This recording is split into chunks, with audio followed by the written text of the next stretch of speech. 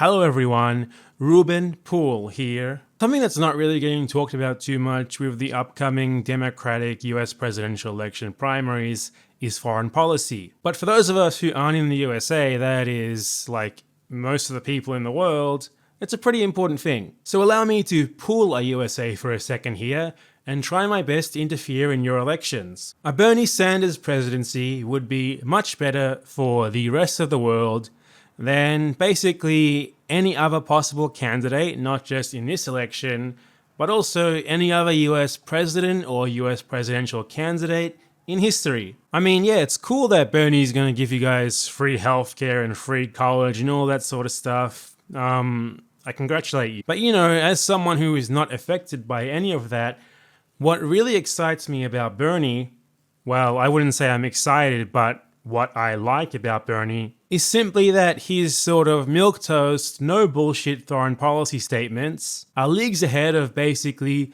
any US politician of similar levels of influence in history. And that definitely bodes well. For example, Bernie Sanders actually talks about Israel and Palestine in realistic terms. He doesn't gloss over everything to be all, oh, well, Israel has a right to defend itself against terrorism, like basically every other US politician aside from some of the new Congress people do.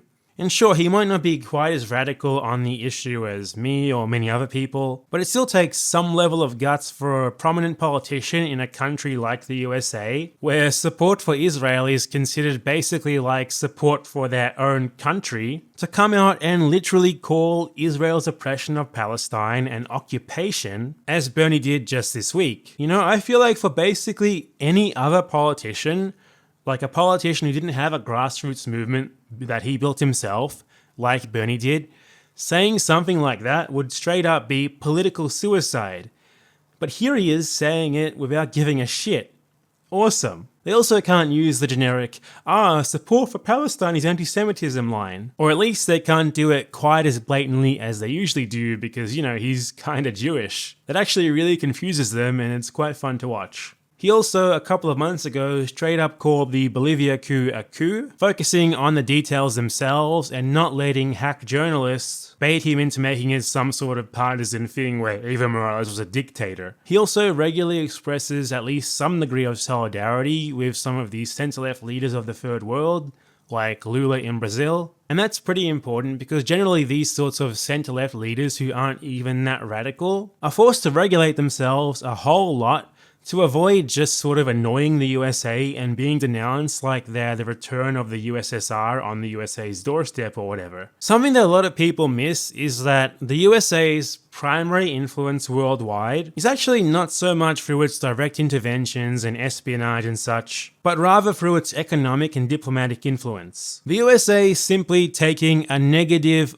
or even neutral stance towards a country can have some pretty devastating economic and diplomatic effects. Because the US is the world's biggest economy, controls the world's most important currency, and basically every government in the world is forced to engage with the US financially. For example, even though Venezuela and the USA are basically enemies at this point, the US government has pervasive control over the Venezuelan government's assets because so much of them are in the USA and it's pretty much unavoidable. And that's without even getting into how the USA can throw its weight around to get other countries that suck up to it to denounce and ruin their relations with these countries as well, which further compounds that effect. Now look, I don't think that Bernie Sanders is going to be some sort of incredible socialist internationalist who's going to cause a complete 180 swing towards the left in the historically right-wing US foreign policy sphere. But I do think that he's going to be significantly less bad than anything that we've had before. Like, even if Bernie just shuts up on most things internationally and doesn't lend explicit support towards terrible right-wing governments while dialing back US direct meddling in other countries' affairs a little bit, that would be all that it would take for his presidency to represent a sort of paradigm shift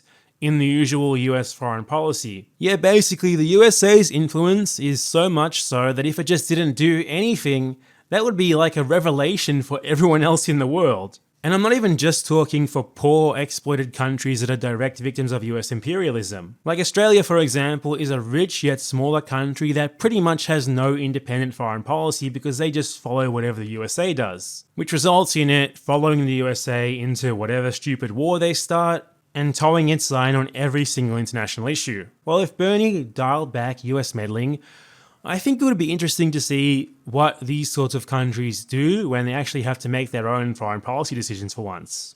At the very least, it can't be as bad, right?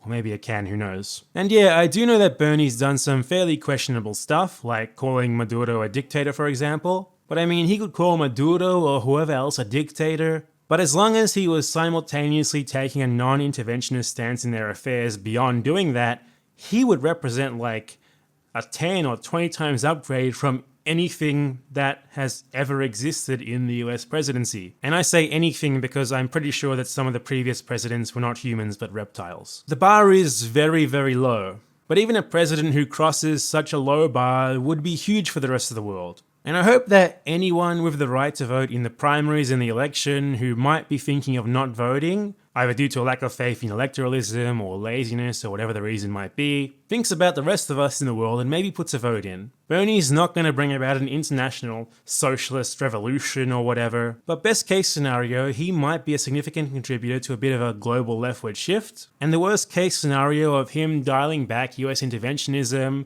and taking less of a pro-right-wing foreign policy stance would still be quite huge. So yes, I endorse non-Democrat Bernard Sanders for US president. I am being paid by international dark money syndicates to do this, because I hate freedom and I want to destroy both the USA and the state of Israel. I am also a Russian bot paid directly by Vladimir Putin, who controls Donald Trump. And one of my favorite pastimes is to send pictures of pig poop balls to upper middle class white women on Twitter. Ah crap, I wasn't supposed to say that bit out loud.